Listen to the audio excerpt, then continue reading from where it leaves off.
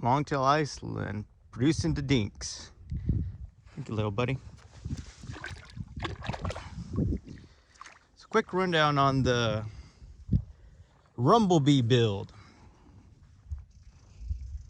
Foot control trolling motor, front casting deck with seat, rod holder for 7 rods, little storage underneath. Still have to do the electrical with the switch panel, so I have navigation lights, night amber light for seeing at night, perhaps some LEDs inside the deck area.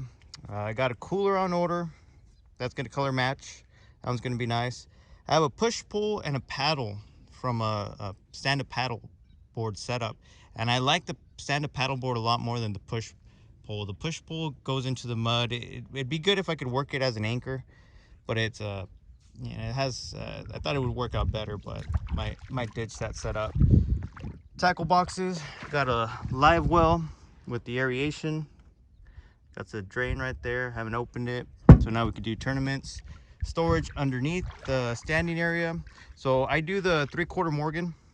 So I rest my right knee on the pad and I steer with my right hand. We got the Predator 670 with the intake and the exhaust. I like these exhausts because they're stainless, so they won't rust. They sound pretty good. You know, all the sound goes backwards, so any driving doesn't really hurt your ears. Right now I got the 100-inch shaft, a speed shaft. It's been giving me good speed. I do want to try again the 9-inch stainless, see how that added weight of the blade might give you torque. But the 110-inch shaft does work well with this setup, but I was fighting it because of my position where I am on the boat. I have a short handle, so that limits my leverage, and with the longer shaft I was fighting a lot just to, you know, if I pull the engine forward and, you know, mess with it that way, perhaps, but it just, if I pull the engine forward, the handle gets shorter, and it was just more for ease of use that I didn't like that setup. We got the gatorglide on the bottom on yellow. It definitely helps on, you know, moving the boat by myself. If I hit the sandbar or anything, this just slides off. We got foam noodles. This is especially good because when I painted the boat black, I was afraid when I had to grab it that it'd be too hot, but with the foam noodles now I can move the boat and not have to worry about, you know, getting hot. Or I could sit on the back deck and, you know, hang my feet over, and, you know, it's soft on the back side of my knees. So we got one deep cycle battery powering the trolling motor.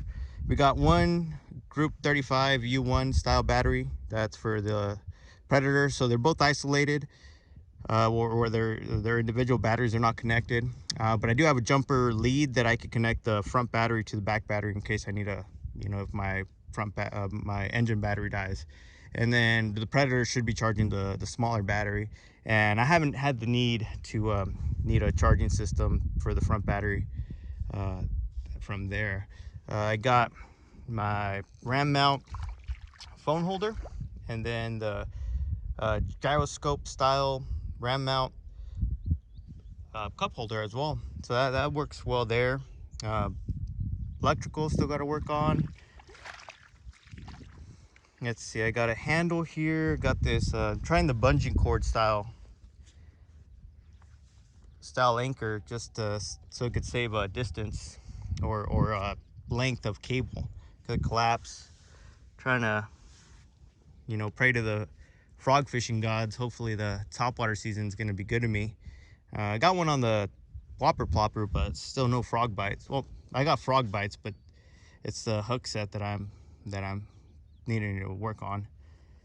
So yeah, so far this is the build. I don't know what's anything special I could say about it, but at least that's a little close-up it in the water. It's been about my 6th time taking it out. It's working well. I'm doing more tournaments on Wednesdays with Hookers Bait and Tackle here in Yuma, so if you ever go to a tournament, I'll likely be making one every 2 weeks or so. So see you guys out there.